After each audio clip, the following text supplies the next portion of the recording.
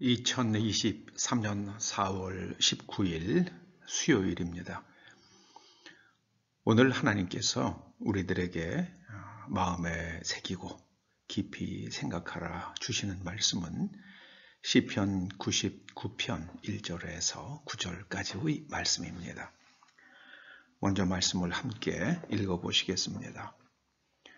여호와께서 다스리시니 만민이 떨 것이요 여호와께서 그룹 사이에 좌정하시니 땅이 흔들릴 것이로다.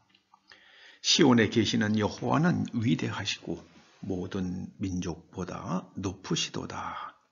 주의 크고 두려운 이름을 찬송할지니 그는 거룩하심이로다. 능력 있는 왕은 정의를 사랑하느니라. 주께서 공의를 견고하게 세우시고 주께서 야곱에게 정의와 공의를 행하시나니 너희는 여호와 우리 하나님을 높여 그의 발등상 앞에서 경배할지어다. 그는 거룩하시도다. 그의 제사장들 중에는 모세와 아론이 있고 그의 이름을 부르는 자들 중에는 사무엘이 있도다. 그들이 여호와께 간구함에 응답하셨도다.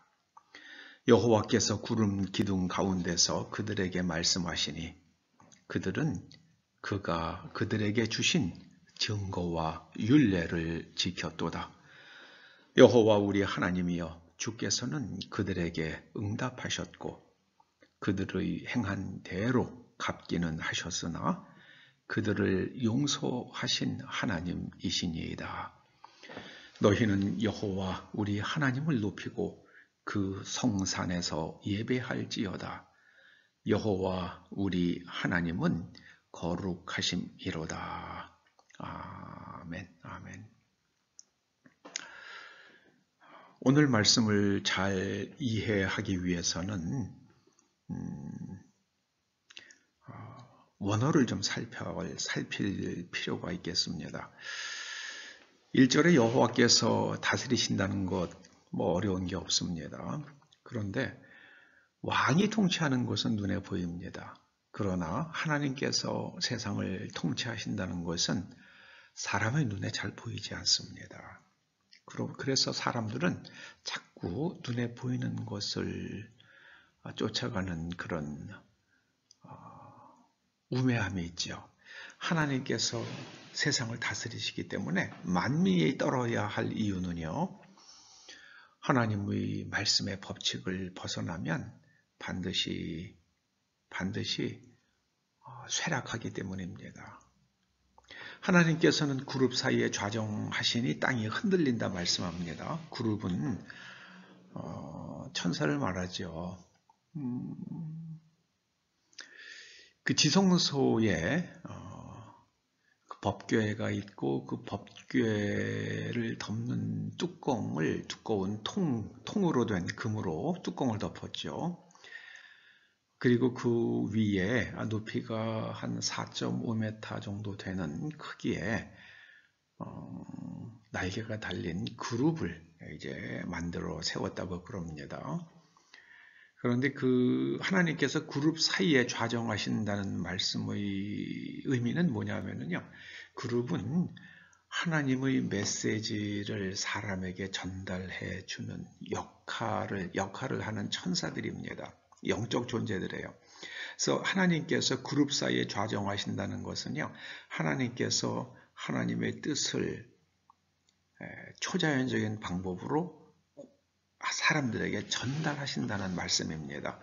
우리가 성경의 문자를 배우고 성경의 의미를 배우는 것은 우리의 정신, 푸시케를 이용해서 배우는 것이죠. 그런데 하나님께서는 초자연적인 방법으로 사람들에게 하나님의 메시지를 전하신다. 그런 의미가 하나님께서 바로 그룹 사이에 좌정하신다는 표현이 되겠습니다. 시온에 계시는 여호와는 위대하시다. 모든 민족보다 높으시다. 이렇게 말씀하시는데요. 이 시온이라는 말의 뜻을 모릅니다. 몰라요. 그런 가운데에 고고 학자들이 그 예루살렘에서 그 예루살렘을 발견하다 다윗이 그 시온성을 정복하기 전에 여부수 족속이 살았었죠. 그 여부수 족속이 살던 시대의 지층에서 치운이라는 이름이 새겨진 이제 돌 조각들이 그 점토판이던가요? 뭐 아무튼 그런 이름들이 새겨져 있는 그런 돌 조각들이 나왔다 그럽니다. 그래서 그 고고학자들이 추정하기를 치운이라는 그 여부수 족속의 신의 이름이 치운이었던가 보다 이렇게 추측을 합니다. 그러면 이 시온은 히브리식으로 발음하면 치온이 됩니다. 치온과 치운. 그래서 어떤 그 언어학자가 혹시 치온이라는 말이 치운을 밟았다는 뜻이 아닌가, 그 모음의 변화를 추적을 해서 그런 한번 글을 쓴 적이 있습니다. 앵커 바이블 딕셔너리에 나오는 이야기입니다. 그래서 저는 치온이라는 단어를 구약에서 만나면 하나님께서 그 우상을 짓밟는 하나님은 위대하시다. 저는 그렇게 읽어요. 근데 굉장히 은혜가 됩니다. 하나님께서는 우상을 짓밟으십니다. 우상을 깨뜨리십니다. 그 우상은 뭔가? 자기의 욕망을 투사한 형상을 만들고 자기 손으로 만드는 거죠. 목각을 깎든지 점토로 하든지 돌에 새기든지요. 그 내 손으로 만든 것이 나의 욕망, 나의 소원을 이루는 초자연적인 힘이 있다고 착각하는 거죠. 이건 내 손으로 만든 게 무슨 힘이 있겠습니까? 초자연적이라는 것은요, 이 자연 세계에 우리가 알 수 있는 범위의 너머의 힘을 초자연적인 슈퍼내추럴이라고 얘기할 수 있겠죠. 그게 내가 내 손으로 만든 것에서 그게 나올 리가 없잖아요. 근데 그렇게 착각합니다. 그래서 오늘 보면은 하나님은 거룩하시다. 5절에서도 하나님은 거룩하시다. 그리고 9절에서도 여호와 우리 하나님은 거룩하시다 그러는데, 이 거룩하시다는 말씀의 뜻이요, 이게 다르다는 거거든요. 하나님께서는 우상과 다르시다. 우상과 다르시다. 우상은 우리의 소원이 정당한지 묻지를 않습니다. 그래, 너 원하는 게 뭐냐? 네가 내 시킨 대로 해. 그럼 네 원하는 걸 내가 다 들어주마. 제가 어렸을 때는 뱅이 한다는 게 있었어요. 지푸라기로 만들어서 그 지푸라기에다가 이렇게 바늘을 꼽고 그런 저주하는 그런 것들이 집 앞에 떨어져 있는, 학교 가다 보면 어떤 집 앞에 떨어져 있는 것들이 많이 보입니다. 주로 그런 저주를 행하는 사람들은 첩들이 했다고 그럽니다. 그 본부인 죽으면 자기가 그 집에 들어가서 이제 부인 행세를 하려고 그렇게 그 집으로 인형을 만들어서 거기다가 머리에다가 바늘 꽂고, 눈에다가 바늘 꽂고, 심장에다가 바늘 꽂고, 배 위치에다가 바늘 꽂고, 그런 저주를 행하는데요. 우상들, 무당들, 박수 이런 사람들은 자기네들이 그런 저주를 행하면 그게 능력이 있다고 사람들을 현혹하죠. 돈을 챙기죠. 그 우상들은 그렇게 해요. 그렇게 합니다. 하나님께서는 그 부정직한 관계를 청산하라고 그러십니다. 남의 가정을 파괴하는 일이잖아요. 한 인간을 저주해서 죽이는 일이잖아요.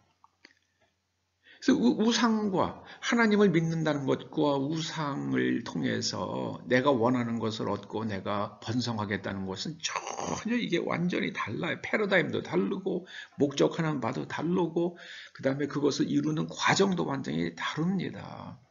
그래서 하나님은 거룩하시다는 말씀은 그겁니다. 그럼 하나님께서 이 세상을 통치하실 때 무엇으로 통치하시는가?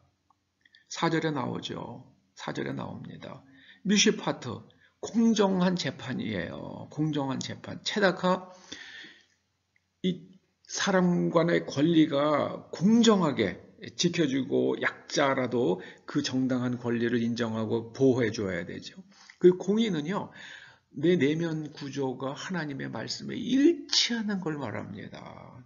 겉으로 뭐 목사하고 장로하고 노회장하고 총회장하고 다 해요. 그런데 내 속에 있는 내면 구조가 이게 뭐 전체로 다니는 사람이랑 비슷해요? 그러면 그거 꽝이죠. 체다카가 하나도 없는 거예요. 그 내면 구조가 하나님의 말씀에 일치해서 재구조화된 상태. 그래서 하나님께서 인정하시는 그 수준, 그게 체닥합니다.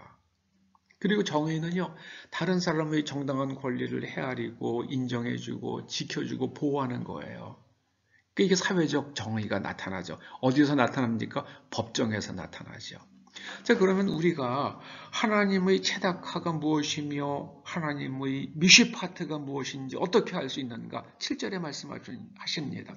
하나님께서는 모세와 아론에게 말씀하셨고 사무엘에게도 말씀하셨습니다. 그래서 그들이 겪은 일들이 있어요. 그들이 들은 하나님의 말씀이 있어요.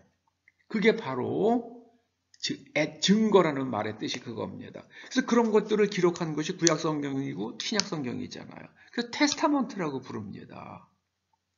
그러니까 하나님께서 어떤 특별한 상황 속에서 어떻게 말씀하셨고 그 말씀하실 때에 거기에 깔려 있는 기본적인 가치관, 기본적인 세계관, 진실이 무엇인지 그거를 헤아리는 것이 바로 율례예요. 호크라고 그러죠. 호크. 그래서 호크마는 진리라고 번역하기도 합니다. 그 율례라는 것은 이걸 법에 비유하자면은요. 에다는 판례예요. 판례. 판례를 보면 그 법조문을 우리가 우리의 구체적인 권리가 충돌하는 상황에서 어떻게 적용하고 해석하고 적용할 것인가를 판례를 보고 우리가 이제 알 수 있잖아요. 그것처럼 그 판례. 그러면은 그 판례들 밑에 흘러가는 정신이 무엇인가, 가치관이 무엇인가, 세계관이 무엇인가. 그 법 철학, 법 정신에 그 법조문이 가지고 있는 근본적인 취지가 무엇인가. 그거에 바로 호크입니다. 그게요. 그 법정신에다는 판례. 그렇게 비유해 볼 수 있습니다. 그럼 이해가 조금 더 쉽죠. 증거는요, 판례. 그 다음에 율례는 법정신. 그렇게. 우리나라 지금 현재 대법원과 그 법 그 밑에 있는 그 뭐 우리법 학회니 무슨 뭐 어쩌고저쩌고 하는 거 사람 보면은요. 어이구 이거는 패거리죠. 거기 무슨 법정신이 있고 무슨 뭐가 있습니까? 제가 보면 답답한 분들이에요. 답답한 분들입니다. 헌법재판소요. 아이고 거기에 무슨 법정신이 있어요. 저는 납득이 안 갑니다.